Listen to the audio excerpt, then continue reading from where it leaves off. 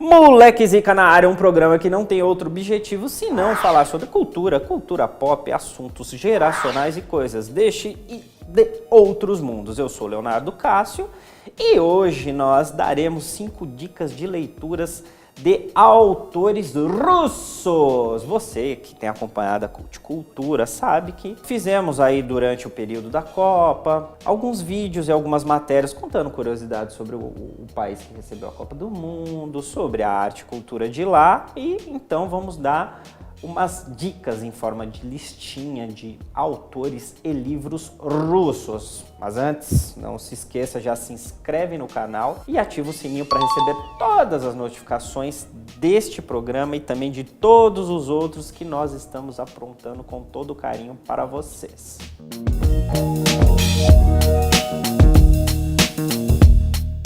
Nossa primeira dica de hoje vai para os interessados, para os amantes de cinema. Você que estava procurando um programa de cultura? Encontrou, porra! Pessoas que têm curiosidade de saber aí como é que começou, né, os primórdios da sétima arte, que tanto encanta todo mundo, quem foram os responsáveis por criar os pilares do cinema moderno. Nós temos 2 dicas de um dos principais nomes da história do cinema. Estamos falando sobre quem?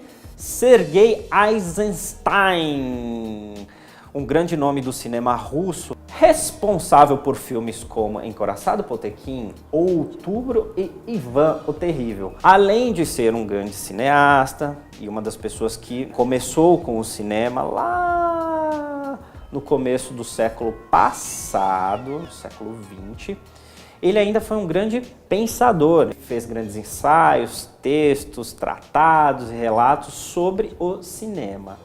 E é justamente sobre estes livros que nós falaremos. Este primeiro aqui, O Sentido do Filme.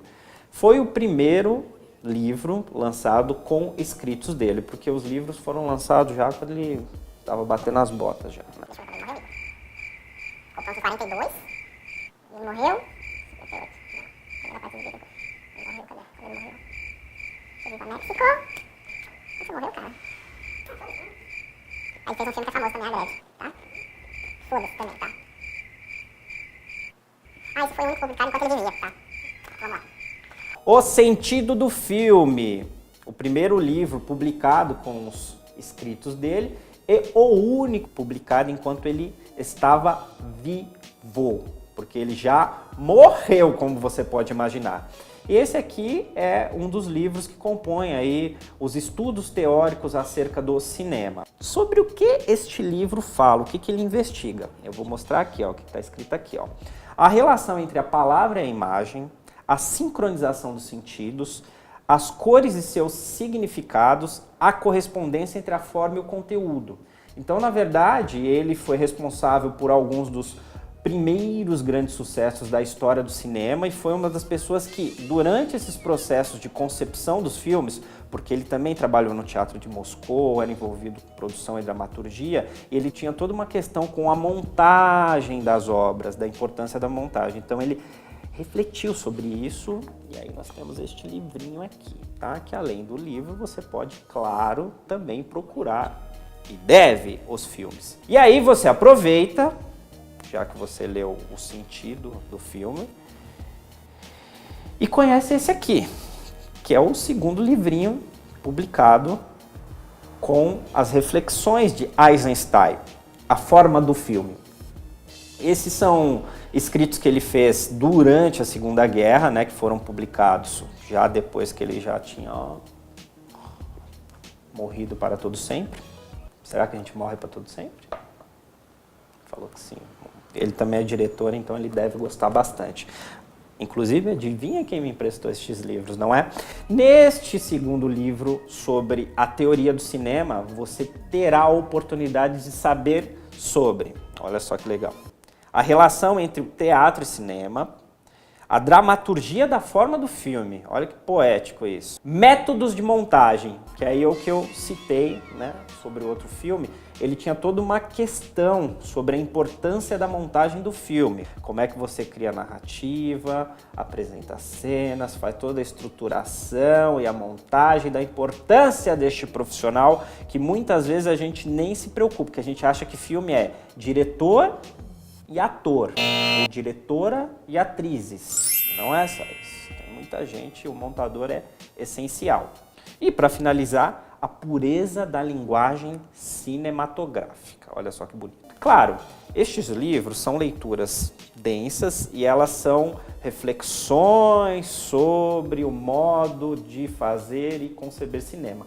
Mas, para quem gosta de cinema, são leituras fundamentais. Próxima dica vai para um Cult Indica que nós já fizemos e você pode conferir aqui em cima. O livro O Assassinato e Outras Histórias, do mestre da narrativa curta Anton Chekhov, russo também. O Chekhov era um dramaturgo, romancista, escritor, mas que ele se notabilizou. Ele era médico, né?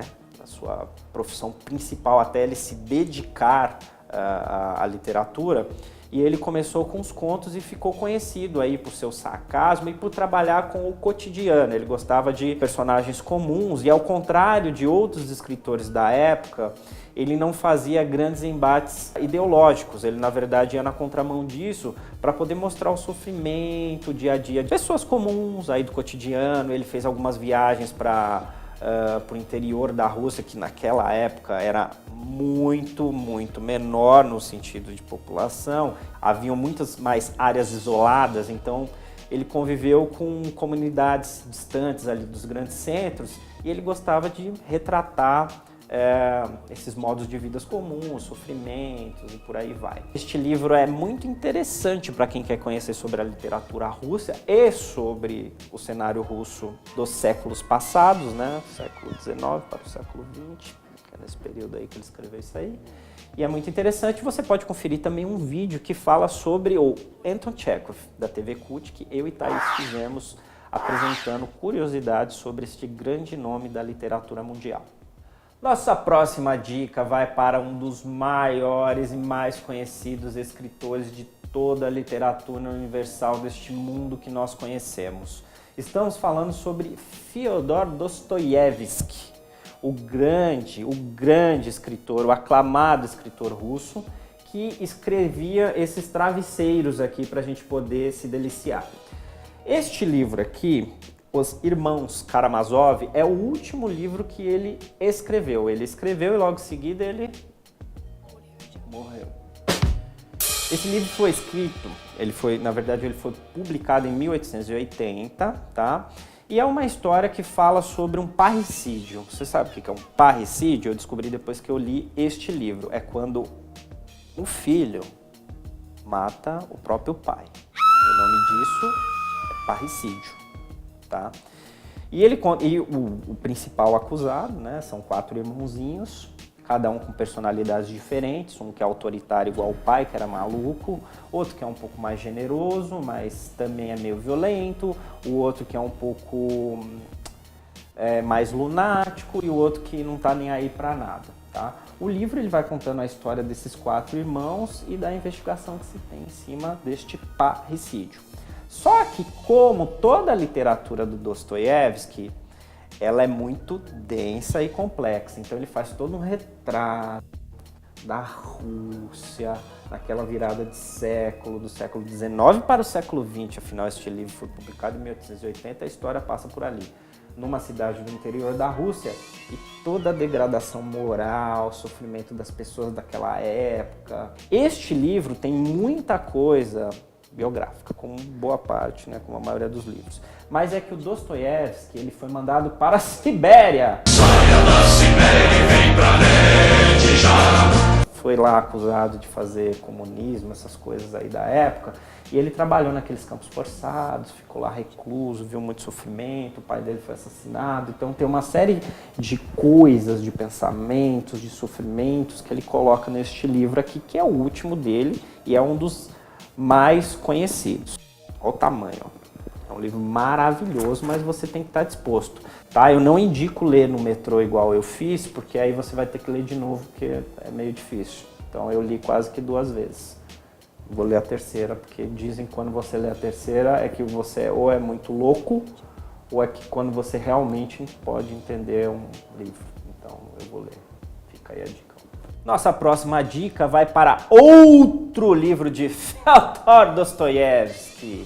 Este, com certeza, o livro mais conhecido dele. Este, com certeza, um dos livros mais aclamados da literatura universal, de todos os tempos, deste mundo que nós conhecemos. Estamos falando sobre Crime e Castigo. Ele foi publicado a primeira vez em 1866. É um livro que tem uma tese muito interessante. A personagem chamada Raskolnikov, ele é uma pessoa que vivia ali, né, não fazia nem nada, não estava meio perdido, até ele cometer um crime.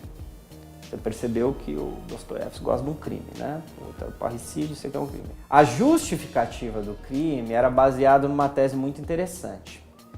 Que personas como Júlio César, o imperador romano, Júlio César, como Júlio César, o imperador, e também Napoleão Bonaparte, que tentou tomar a Rússia e tomou fumo lá, eles eram absolvidos de seus crimes. Como se os crimes deles pudessem ser justificados por um bem maior.